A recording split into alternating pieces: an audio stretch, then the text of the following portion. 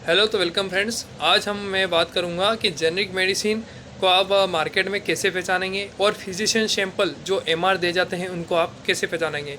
और बात करेंगे एथिकल का प्राइस क्यों ज़्यादा रहता है और जेनरिक का प्राइस क्यों कम रहता है, ये भी बात करें जेनरिक मेडिसिन क्या होती है। जेनरिक मेडिसिन एक जो मार्केटिंग में मिलती है जो कम प्राइस में मिलती है, जिससे जो मेडिकल शॉप है उनको भी बहुत लाभ मिलता है। या कि यूँ कहा जाए कि कम पैसों की जो बिल्कुल लो अमाउंट की जो ड्रग है वह हाई अमाउंट में मार्केट में मिलती है।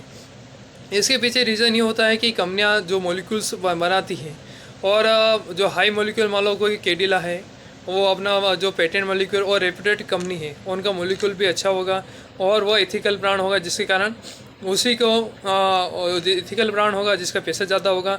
और उसी फॉर्मूले को फॉलो करके उसी टेक्निक को फॉलो करते कम पैसों में उपलब्ध जो दवाई कराई जाती है उसे हम जेनरिक मेडिसिन कहा जाता है। उदाहरण के लिए बात करें, जो मोनोसेप जो दवाई है वो मोनोसेप क्या है, आप सभी जानते हैं कि उसका ब्रांड नेम है मोनोसेप, उसे कंपनी बनाती है। तो ये क्या होगी, इथिकल ब्रांड हो गई। इसका जो प्राइस है वो कंपनी के द्वारा पहले से ही डिसाइड है। एक जो डाइक्लो इंजेक्शन आता है, एक डायनाफार के नाम से भी आता है और एक जेनिक ब्रांड के नाम से भी आता है। तो आप जेनिक डायनाफार जो नाम का आएगा, जो एथिकल ब्रांड आएगा उसके पैसे ज़्यादा होंगे और जो जेनिक पे आएगा उसकी बिल्कुल लो कॉस्ट रहेगी।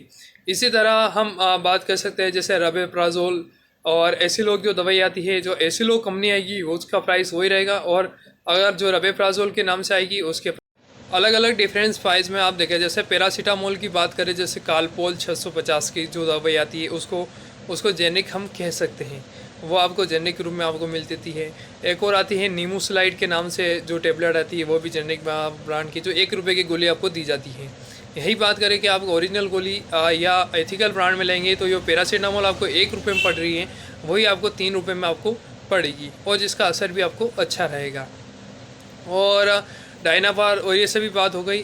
बात करें कि ऐसा क्यों होता है, क्योंकि कंपनी हमने जो मान लो कंपनी ने कोई मॉलिक्यूल्स खोजा है, मान लो पैरासीटामोल खोजा है, तो कंपनी उस पर पेटेंट करा लेती है और पेटेंट कराने के बाद मन माने तरीके से अपने भाव को वो डिसाइड कर लेती है कि इसका ये भाव रहेगा और इसे मिलेंगे।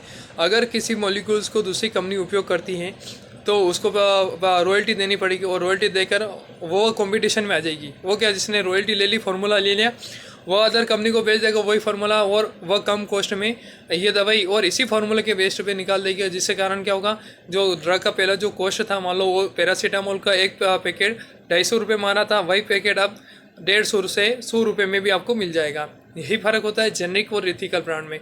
हाँ, डॉक्टर सामान्यतः क्या करते हैं कि जेनरिक पर कम प्रिस्क्राइब करते हैं, क्योंकि जेनरिक तो धीरे धीरे असर करती है, ऐसा लोग की मान्यता है।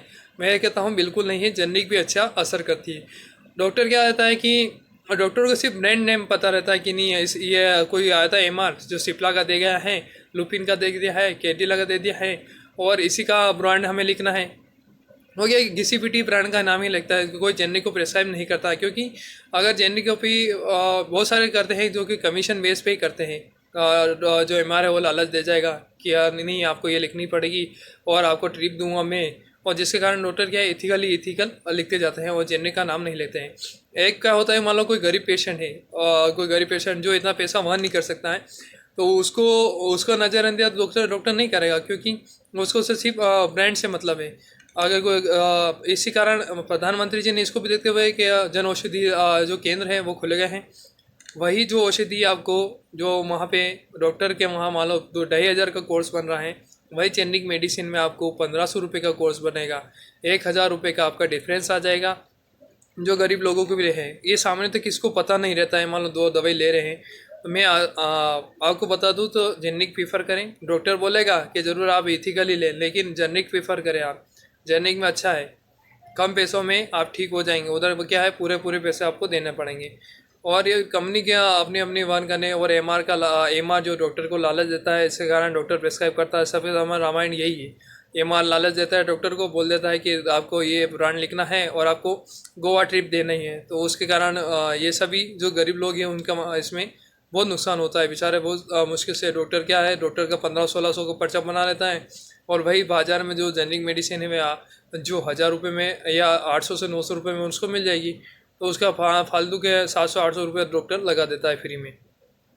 तो उनके लिए मैं कहता हूँ कि जेनरिक दुकान मेडिकल वालों को बोलिए कि आप जेनरिक मेडिसिन दीजिए हमें, जिसके कारण हम जल्दी ठीक हो जाएं। ठीक तो वो उससे भी उतनी देर में होंगे और जेनरिक से भी उतनी देर में ही होंगे आप। ये बात है कि एक्टिव इंग्रेडिएंट के ऊपर भी डिपेंड करता है। और ये सभी जेनरिक मेडिसिन के बारे में हो गया। और पहचानने का क्राइटेरिया यही है, अगर देखो कंपनी की नेम है तो सिप्ला है, केडिला है, लुपिन है, सन फार्मा है, इंटास है और ये अलेम्बिक फार्मा है। ये सभी जो पेटेंट मॉलिक्यूल होते हैं इन्हें एथिकल ब्रांड के नाम से कहा जाता है।